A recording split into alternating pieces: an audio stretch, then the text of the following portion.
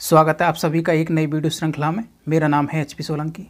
हाल में अमेरिका की आरवोनी गैब्रियल ने मिस यूनिवर्स 2022 का खिताब अपने नाम किया है। उन्हें पूर्व विश्व सुंदरी भारत की हरनाज संधू ने अपना ताज पहनाया। वहीं वेनेजुएला की अमांडा डुडावेल पहली रनर अप रही हैं। साथ ही डोमिनिकन रिपब्लिक की एंडेलिना मार्टिनेज दूसरी रनर अप रही हैं। ध्यान रहे प्रतियोगिता में भारत की दिविता रॉय सेमीफाइनल तक पहुंच पाई। मिस यूनिवर्स 2022 चुनी गई आरवोनी गैब्रियल अमेरिका के ह्यूस्टन टेक्सास की रहने वाली है और पेशे से एक फैशन डिजाइनर है। गैब्रियल की माँ अमेरिकी है और पिता फिलीपींस के हैं। हाल में पीएम मोदी ने वीडियो कॉन्फ्रेंसिंग के माध्यम से 108वीं भारतीय विज्ञान कांग्रेस का उद्घाटन किया है। इसका आयोजन महाराष्ट्र के नागपुर शहर के राष्ट्रीय संत तुकडोजी महाराज विश्वविद्यालय में हुआ है। बताते चलें, इस सम्मेलन का विषय महिला सशक्तिकरण के साथ साथ सतत विकास के लिए विज्ञान और प्रौद्योगिकी है। इस सम्मेलन का प्रमुख आकर्षण प्राइड ऑफ इंडिया यानी भारत की शान है। इसके तहत भारतीय विज्ञान और प्रौद्योगिकी के कुछ महत्वपूर्ण सामाजिक योगदान को प्रदर्शित किया जाएगा। ध्यान रहे, इसी सम्मेलन के दौरान महिला विज्ञान कांग्रेस, किसान विज्ञान कांग्रेस, बाल विज्ञान कांग्रेस, जनजातीय विज्ञान सम्मेलन का भी आयोजन किया जाएगा। आपकी जानकारी के लिए बता दें, भारतीय विज्ञान कांग्रेस की शुरुआत 1914 में ब्रिटिश रासायनिक वैज्ञानिक प्रोफेसर JL सिमासेन और प्रोफेसर PS मैकमोहन द्वारा की गई थी। दरअसल संस्कृत मंत्रालय के सहयोग से प्रधानमंत्री मोदी द्वारा 13 जनवरी को दुनिया के सबसे लंबे क्रूज यानी गंगा विलास क्रूज को हरी झंडी दिखाकर सेवा स्वीकृति दे दी है। आपकी जानकारी के लिए बता दें, इस गंगा विलास क्रूज की यात्रा अवधि 51 दिन होगी और इस अवधि के दौरान यह 5 राज्यों उत्तर प्रदेश, बिहार, झारखंड, असम और पश्चिम बंगाल से गुजरेगा। यानी वाराणसी से शुरू होकर हल्दिया तक यात्रा होगी। जैसा कि आप जानते हैं, इस यात्रा की कुल लंबाई 3200 किलोमीटर होगी।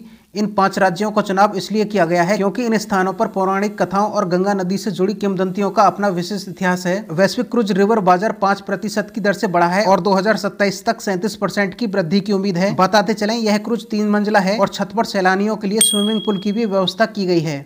हाल में नई दिल्ली में जैव ऊर्जा शिखर सम्मेलन 2023 का आयोजन हुआ, जिसे केंद्रीय मंत्री हरदीप सिंह पुरी ने संबोधित किया है। यह सम्मेलन का 11वां संस्करण था। इस वर्ष की थीम ऊर्जा पारेषण एक सतत भविष्य के लिए समाधान है। इस सम्मेलन का उद्देश्य नए विचार और नए अवसर प्रदान करना है और भविष्य हेतु स्वच्छ एवं हरित ऊर्जा समाधानों का एक विकल्प भी प्रदान करना है। आपकी जानकारी के लिए बता दें, यह सम्मेलन भारत में अधिक गतिविधियां शुरू करने और 2023 के अंत में G20 शिखर सम्मेलन की पृष्ठभूमि तैयार करने का एक अवसर उपलब्ध कराता है। ध्यान रहे, बायो एनर्जी समिट भारतीय उद्योग परिसंघ का एक महत्वपूर्ण कार्यक्रम है। इस सम्मेलन में जलवायु परिवर्तन और सतत विकास सहित दुनिया भर के ज्वलंत मुद्दों पर भी चर्चा की गई। बताते चलें, इस सम्मेलन को 30 से अधिक वक्ताओं ने संबोधित किया है और इन सभी का विचार बिंदु बायोगैस, एथनॉल, वित्त पोषण व अपशिष्ट गैस से जैव ईंधन निर्माण आदि पर था। आपको स्मरण करा दें, भारतीय उद्योग परिसंघ की स्थापना 1895 में engineering and iron traders association के रूप में हुई थी। यह एक गैर लाभकारी, गैर सरकारी, उद्योग आधारित और प्रबंधित संगठन है। इसका कार्य भारत सरकार को सलाह और परामर्श संबंधित प्रक्रिया उपलब्ध कराना है। इसके साथ ही यह महत्वपूर्ण प्रमुख मुद्दों पर आम सहमति बनाने और नेटवर्क के लिए एक फ्लेक्सिबल प्लेटफॉर्म भी प्रदान करता है।